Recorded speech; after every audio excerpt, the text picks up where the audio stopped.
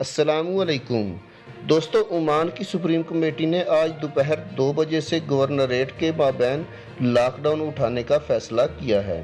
दोस्तों, तफसीलात में जाने से पहले आप लोगों से गुजारिश है कि अगर आप हमारी यूट्यूब फैमिली के मेंबर नहीं हैं तो चैनल को सब्सक्राइब करके हमारी यूट्यूब फैमिली में शामिल हो जाइए। तो दोस्तों, सुप्रीम कमेटी ने यह फैसला शहरियों और रहायशियों की नकलो हरकत में आसानी पैदा करने के लिए किया है, क्योंकि आज से शुरू होने वाली गरज चमक के साथ बारिश और तूफान की वजह से ये लॉकडाउन उठाने का फैसला किया है, जो कि आज शाम से बारिशें शुरू होंगी और हफ्ता के दिन बारिश का ज़्यादा ज़ोर होगा।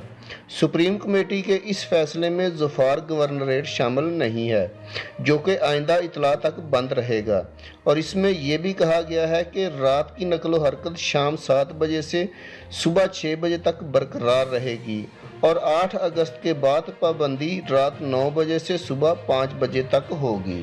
दोस्तों, वीडियो अच्छी लगी तो लाइक ज़रूर कर दीजिएगा। अल्लाह हाफिज़।